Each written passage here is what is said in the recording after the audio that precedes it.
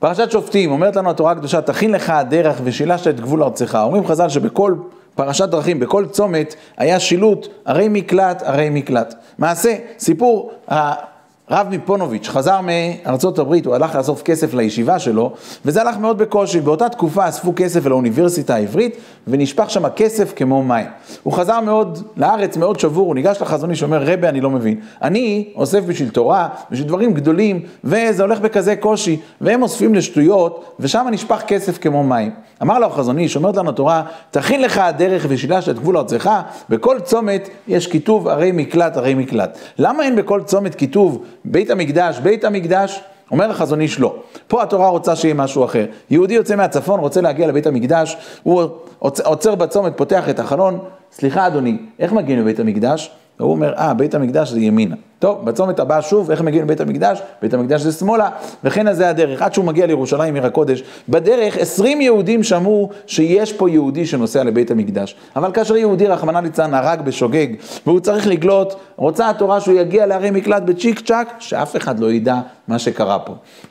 אומר החזון איש, כאשר באדם אוסף כסף לשטויות, אז זה הולך בצ'יק צ'ק. אבל כאשר באדם אוסף כסף לתורה, זה הולך עם מאמץ. כדי שעוד יהודי ישמע שיש פה יהודי שאוסף כסף לתורה, שעוד יהודי ידע שיש פה יהודי שהולך לבית המקדש. אז במאמר מוסגר, בימים האלו שבהם מתחילים סדרי הלימודים בכולל, מי שמחפש להיות שותף במקום של תורה אמיתי, אני מציע לכם את כולל ש"ס, זרע שמשון, בוסטון וביתר עילית, מקום של תורה יוצא מגדר הרגיל, מקום של התמדה, ניצול זמן, אברכים יושבים ועמלים בתורה, לומדים מדי יום דף גמרא, נבחנים עליו פעם ופעמיים ושלוש, מקום של תלמידי חכמים מופלגים, מציע לכל אחד להיות שותף עם מקום תורה מיוחד שכזה.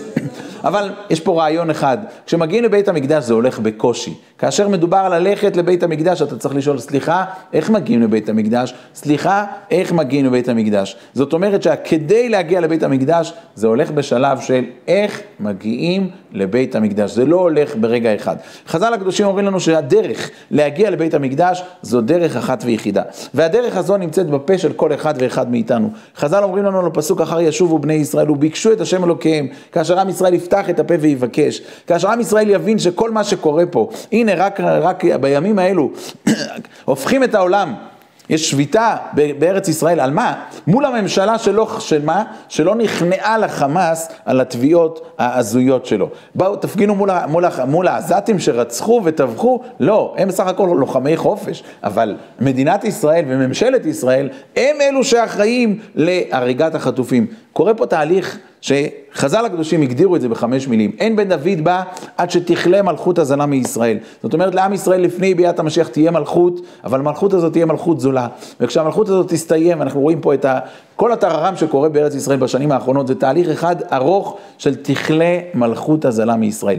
אין בן דוד בא עד שיכלו שופטים ושוטרים הרעים מישראל. שופטים, מערכת משפט מושחתת, מערכת משפט שדואגת רק לאינטרסים של אויבי ישראל, ולא לאינטרסים של עם ישראל. כל הדברים האלה קורמים אור וגידים מול העיניים שלנו, הכל קורה פה ב-2024. אז כשאנחנו נכנסים לימי הרחמים והסליחות לחודש אלול, יהודים מתעוררים, מתחילים לבקש סליחות. מה מבקשים? אז יש כאלה שמבקשים די שתסתיים כבר שנת תשפ"ד עם הצרות ועם כל המלחמה הזו, שתסתיים לשנה הזו, ונוכל בעזרת השם לחזור לשגרה, כל אחד למקום שלו, וכל אחד לרגיעה שהיה לנו כביכול לפני תשפ"ד. אבל צריכים להבין שכל מה שקורה פה בשנים האחרונות זה עם מטרה. הקדוש ברוך הוא לא צובט את עם ישראל לחינם, הקדוש ברוך הוא צובט עם מטרה מסוימת. רבותיי, תשימו לב, לי אין בית כבר 1955 שנה. תתעוררו לזה, תבקשו את זה, תגידו ריבונו של עולם, זה מה שאנחנו רוצים, כי זה בעצם כל תפילות ראש השנה שאנחנו הולכים להתפלל, זה הפואנטה, זה הנקודה, מלוך על כל העולם כולו בכבודך, וינשא על כל הארץ ביקריך. הגיע הזמן שנפתח את הפה, דבר ראשון שנפתח את המחשבה ונבין מה שקורה, ולשלב שני שנפתח את הפה ונגיד, ריבון העולמים, אנחנו רוצים מלכות שמיים, מלכות בית דוד ובניין בית המקדש. שבת שלום ובשורות טובות.